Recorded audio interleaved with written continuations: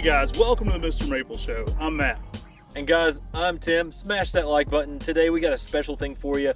We're here at Don Schmidt Nursery in Boring, Oregon to show you something that's really unique and really different. But first, smash that like button, subscribe to our YouTube channel. We put daily content on Japanese maples. Make sure you do that, and remember to shop with us here on Mr. Maple.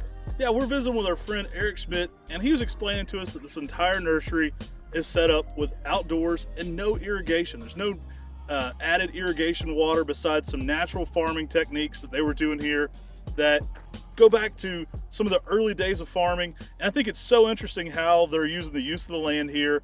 We wanted to get this episode on here and show you some really interesting natural gardening techniques that are in place here at Don Schmidt Nursery. Guys, let's talk about dry land farming. And with dry land farming, what they're actually doing is they're using tractors that have discs behind them that are raking up the moisture out of the soil so that the plants can get moisture that's already beneath the soil. I mean, that just seems so outrageous when you think about people with nurseries today and using so much irrigation. Mm-hmm. And here we've got plants growing with no irrigation. Acres and acres and acres of Japanese maples with no irrigation other than what is being tilled up from the soil. Really interesting older farming technique being used here. We'll break down a little bit more about it. Definitely has to be in an area with a good amount of rainfall for that to work, but it's so interesting to see, and I think it's super cool to see these older methods still being used today in the landscape. And as you can see, the rows here are just being used. They're perfect rows, and that's because the tractors have to be able to get up and down using those discs. I mean, it's a very unique form that you don't see used often today, and it's often a type of form that has been forgotten. But here we're seeing it done on a large scale with this dryland farming.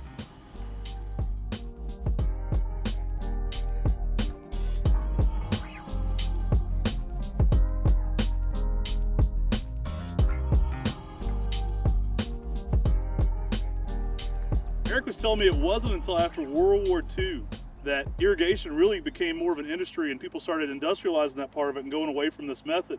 You can see here on some of these smaller trees, the discs, where the discs have been, it's even a little bit more defined here. It's easier to notice basically those little irrigation canals that are being plowed. Now what they're doing is they're coming through on one side and getting as close as he can on one side and then making another pass later and coming back and getting as close as he can on the other side.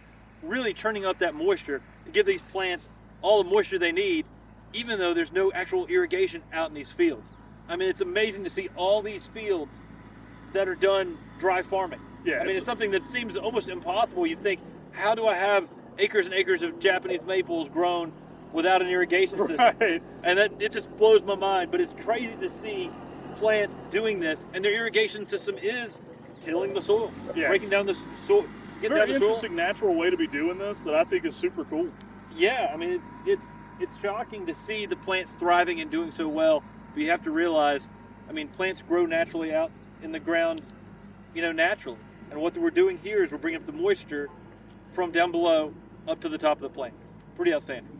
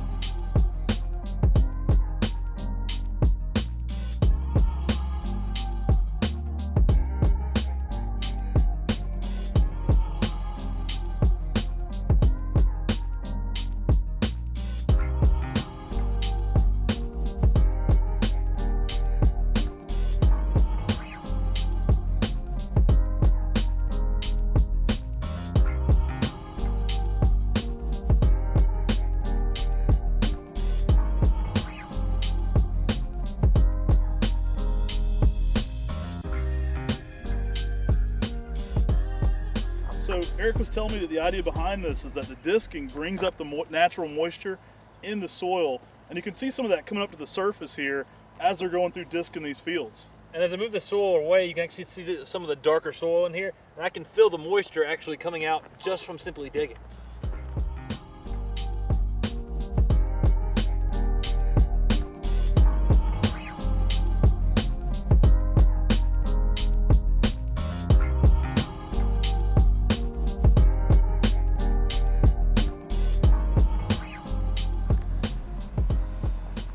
Guys, thanks so much for watching this episode of the Mr. Maple Show.